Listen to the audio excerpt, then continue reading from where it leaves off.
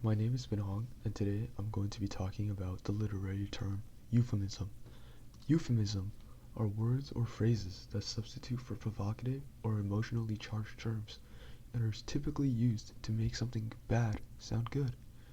For example, the old man passed away is a typical substitution for the old man has died.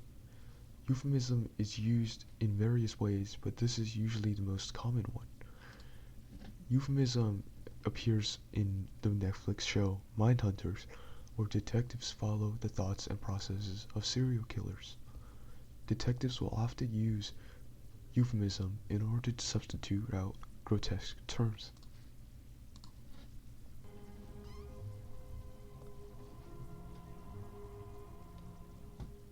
Lately I've been asking myself, can we stop these people from becoming disturbing in the first place? Here, the detective uses the term disturbing instead of mentally ill or psycho when talking about a serial killer.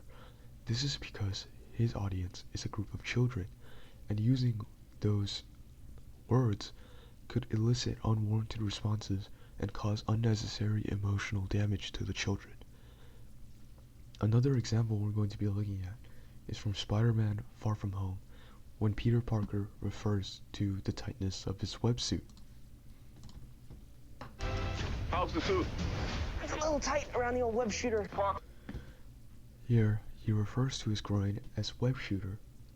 This is to substitute for a more provocative term and to make him sound less grotesque. This is another common example of euphemism. We're also going to be looking at a clip from Deadpool where he substitutes out a cuss word. I'll send your shiny happy ass a friend request. But until then, I'm gonna do what I came here to do. Either that, or slap the bitch out of you. Wait. Hey, Zip it, Sinead. hey, Deuce Pool. And I hope you're watching. Quite unfortunate. That does it! Oh! Canada! Here, when Deadpool hurts his hand, instead of saying a cuss word which we know as oh shit, he uses the term oh Canada. This is very common in today's society. For example, there's also oh shiitake mushrooms or oh flabbergast. This is to substitute out for more provocative terms and are typically used around children in order to hide the cuss word or phrase from them.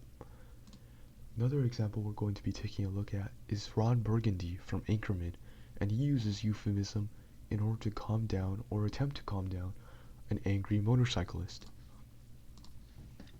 This burrito is delicious, but it is filling. Anthony and Cleopatra!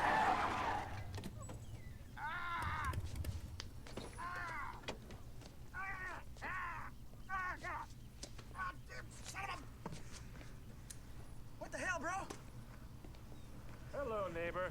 Did you just throw a burrito out your window?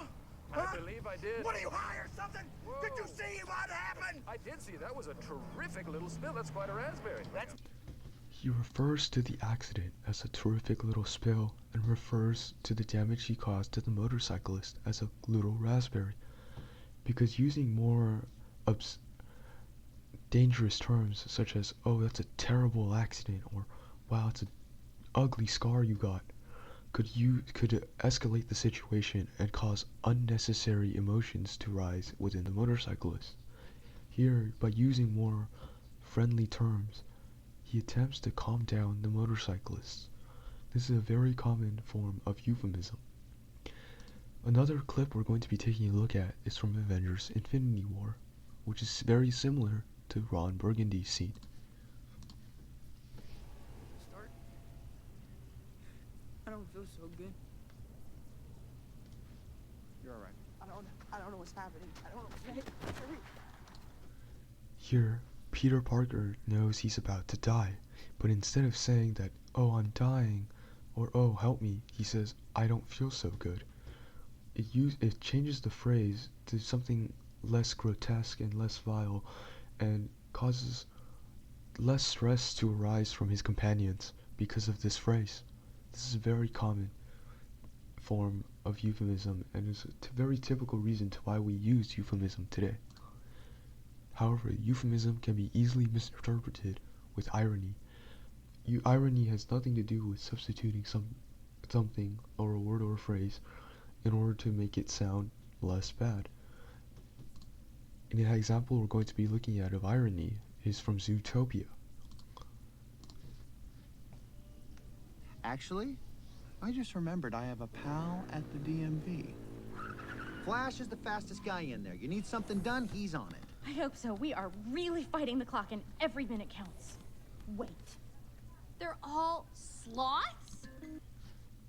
Here, the fox refers to the sloths as very fast and calls them the Flash, which would be referencing to the speed he can get things done. But instead, he's being ironic about it and not trying to substitute any word or phrases.